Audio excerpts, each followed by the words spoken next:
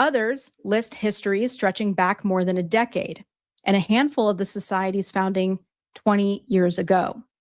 None of the registrants, Grinkowicz included, used a government email address, all registered with personal or corporate accounts, placing their attendance outside the email system subject to public records laws. Well, there's nothing wrong with that, because I assume even a public attendance thing, if they'd used their government email addresses, that actually would have been wrong. Yeah. But I do have to say, there are people here who are shocking. Jonathan Greenblatt, the chair of the executive director of the Anti-Defamation League. Now, I remember the Anti-Defamation League used to do good work. They have lately gotten a little Trumpy for me. Yeah, a lot Trumpy. I mean, when his name jumped off the page at me, I was like, holy moly. So it says, what ties the roster together more than any title or office is a shared preoccupation with artificial intelligence, longevity, which they all seem super obsessed with, and the near future. Asked on a sign-up form to predict the future, registrants returned again and again to the same theme, that AI will reorder work, war, education, and belief within a few years. Several foresee mass labor displacement and a swing back toward unions and government programs. Others predict an AI winter, domestic terrorism targeting data centers, criminal defendants choosing AI lawyers over public defenders, or religious revival provoked by the disruption. I mean, I read that and I kind of laughed, because we all think this. Like, choose your own adventure. Like, we all acknowledge that AI is going to reorder work. We're all preoccupied with the near future. I mean, of course we are. Right. I mean, like, that's kind of how we get. Why do you raise your children if not to, be preoccupied with the near future, what happens to them? Right. So it's not like we're, who's not preoccupied about what the future holds for all of us, whether it's at work or personally or anything else. So that to me was kind of hilarious. AI is everywhere. So of course, and this runs the gamut of what they think is going to happen with AI. But,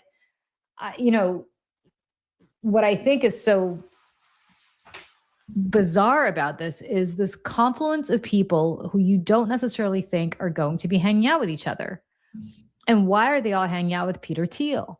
And why has this been going on since 2006? And who the hell else was involved in this going back to 2006? We're all sitting around here talking about Project 2025, how smart the Republicans were to start Project 2025 as soon as Trump left the White House. This has been going on for 20 years, friends. 20. Yep.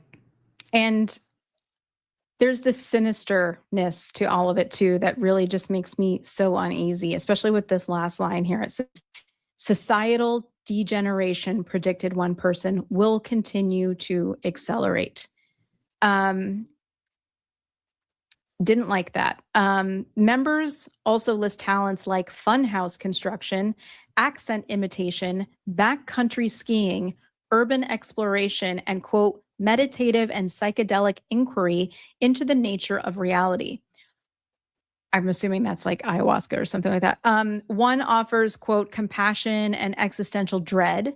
Another, dinner parties, keeping secrets, remembering birthdays. Their book recommendations skew toward the canonical and optimization minded. Marcus Aurelius and Milan Kundera, hope I'm saying that right, alongside Annie Duke's Thinking in Bets. Peter Attia's Outlive, who, by the way, we found out recently is in the Epstein files, and from at least one attendee, Thiel's own 0 to 1. So could I just talk about this for a second? I have never met a more annoying group of readers and thinkers, other than 15-year-old intellectual boys, than this.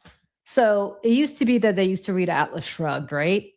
But alongside that, they're also reading Marcus Aurelius, because of course they are, because of course Meditations by Marcus Aurelius, it's like the pseudo-intellect. For guys who think about the Roman Empire a lot, of course you read Marcus Aurelius. And then Milan Kundera, The Unbearable Lateness of Being, is a fantastic book. It is a book about,